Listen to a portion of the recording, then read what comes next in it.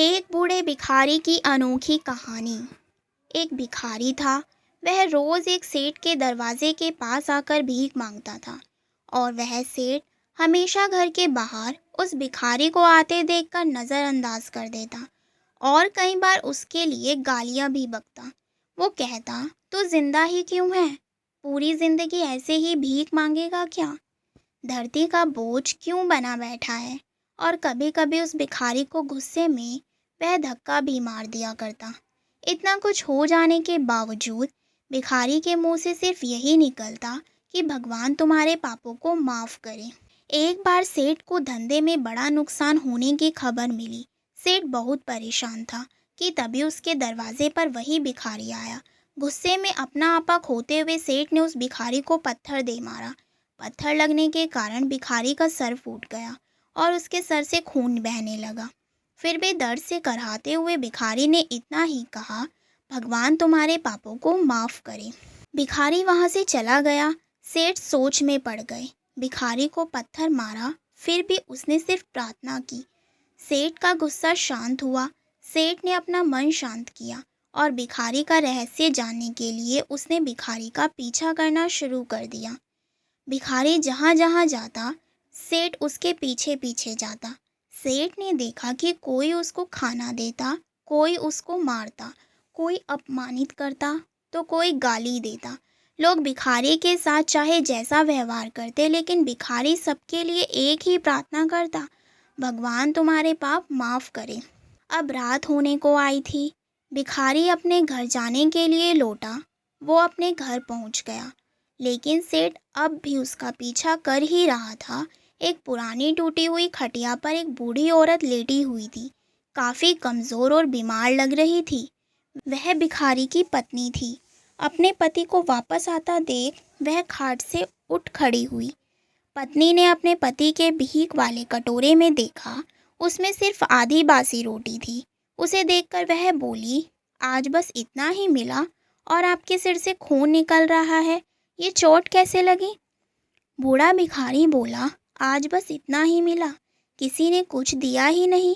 सब ने गालियाँ दी और एक ने पत्थर भी मारा, इसीलिए मेरा सर फट गया। एक गहरी ठंडी सांस लेकर बूढ़ा भिखारी फिर से बोला, यह मेरे ही पापों का फल है।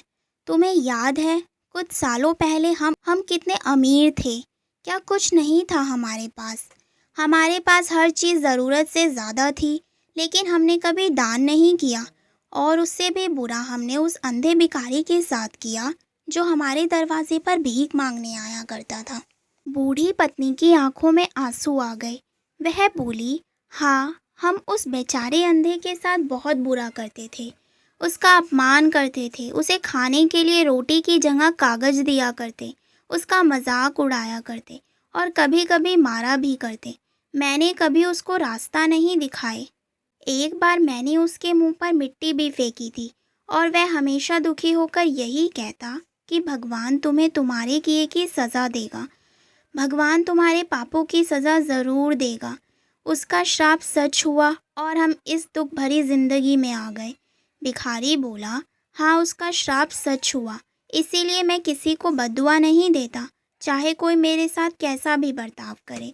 मैं हमेशा उसके लिए प्रार्थना करता हूँ।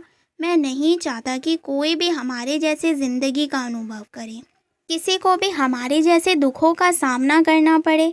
वो नहीं जानते कि वह कितना बड़ा पाप कर रहे हैं, इसीलिए अनजाने में हुए पाप की ऐसी सज़ा किसी को भी मिले मैं नहीं चाहता।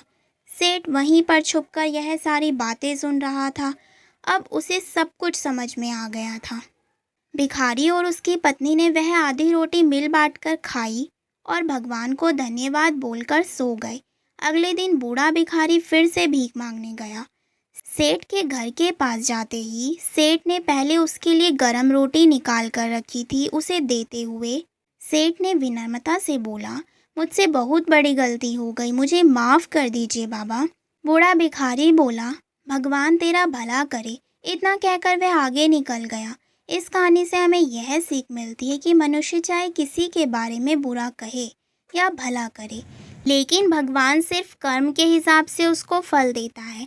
क्या हुआ अगर भगवान नहीं दिखता है? लेकिन यह बात बिल्कुल सच है, उसके खाते में सबका हिसाब बहुत पक्का होता है। इसीलिए जब भी किसी के लिए कुछ भी करें तो अच्छा ही करें। It's not a game, it's a rich thing.